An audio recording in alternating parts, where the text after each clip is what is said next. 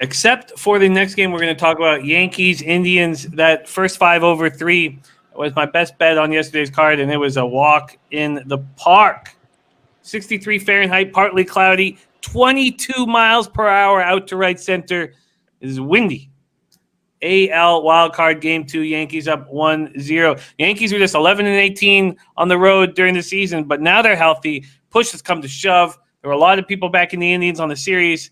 And now the Indians are in trouble. Tanaka, 3-3, 3.56 ERA, 1.17 whip, 48 innings, 44 Ks, 8 walks. Let's start with Tanaka. September 23rd, the Jays beat on him. 5 runs. Actually, just 3 were earned, but 8 hits, 4 innings. He did not look good. 2-2, 4.00 ERA, and 6 career encounters versus Cleveland. Jose Ramirez, the hottest batter in the Indians lineup, 9 for 14 against them. 9 for 14. Then we talk about what Tanaka does, just like his Yankee cohorts. 5-3 in the postseason with a 1.76 ERA, 0.78 whip. He's limiting the opposition to a 157 batting average against them in 8 postseason starts. I mean, he just steps up. What are your expectations of Masahiro Tanaka today?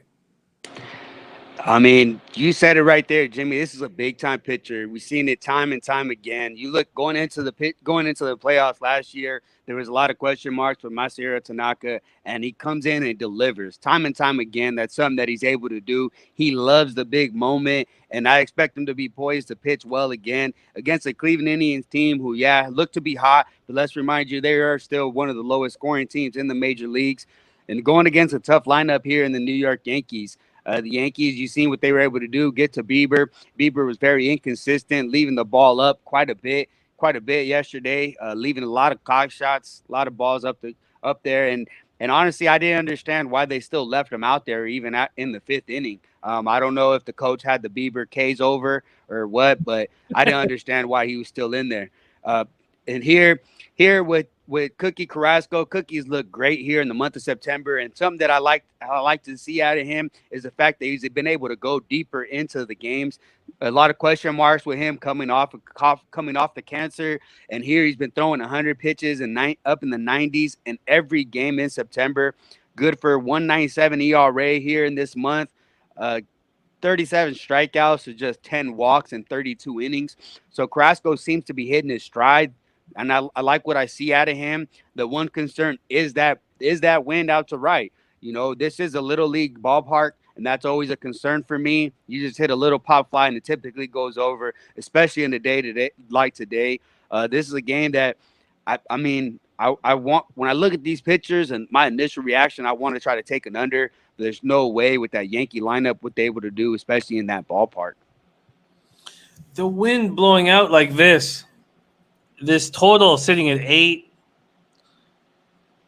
There's been a 10-cent move to the over at Bet365. It was initially juiced to -120 on the under. Indians just 227, 691 OPS versus righties. Yankees 254, 811 OPS versus righties. And that was with a broken lineup. Now they have a healthy lineup. Carrasco's looked great this year. And you nailed it with how he's looked in September. Well, I mean, allowed 7 runs in 38 innings. But during that span, he only went 1-1 because you can't trust the Indians hitting. With 22 miles per hour out to right center and everything on the line. TJ saying, go back to the first 5 over, Jimmy. Topset saying under. What do you think about flipping the switch and taking an over here, Nolly?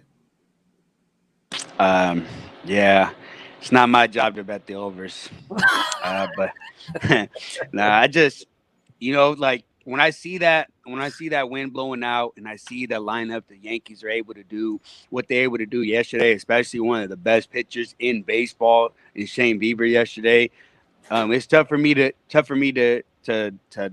take an under. So there's no way for me to take an under, but also not enough for me to go over with these pitchers. I really like these pitchers. I really like what they've been able to do in the postseason, and so that's where I'm at right. That's where I'm at. Keep going back and forth in that, and that wind is ultimately the deciding factor, I think, for me, being that it's 20 miles an hour. A little pop fly, kill my under. I don't like that. Settle down, Jimmy. Don't pressure Nolly into overs. Okay. Dan Kelly says, if Nolly takes an over, you better tail it. I guess that was it, Dan. We always used to talk about that back in the day when it was like Nolly betting against his team when he took an over. With the weather like this, the Yankees healthy and confident. Feel like the Indians need to put some runs on the board if they're going to be able to succeed. Just 22 miles per hour out to right center against this Yankees ball club that's raking.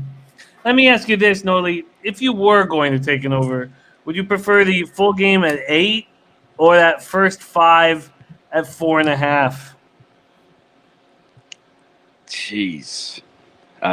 Honestly, I think you prefer the full game.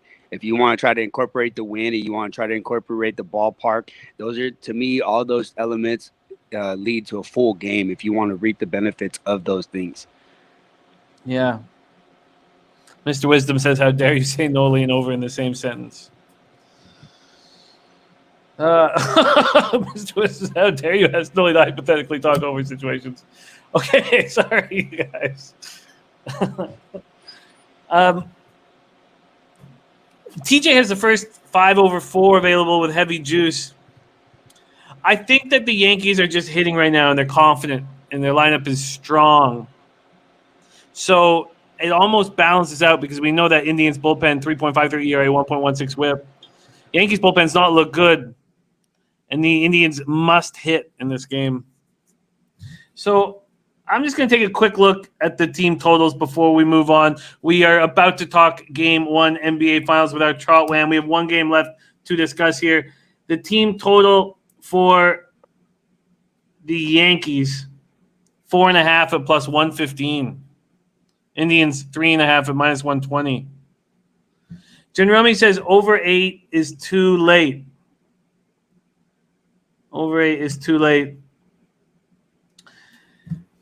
Yeah, my book never gave a 7.5, never offered a 7.5. I'm sure he's talking about Penny. And Penny did offer a 7.5 for 19 minutes between 2:40 a.m. and 2:59 a.m. For 19 minutes, they offered 7.5. Dan Kelly sees the 4.5s at minus 115. So from 2:40 to 2:59 a.m. And look, I know that's how Jeremy succeeds. But for me, it was only the 8 available.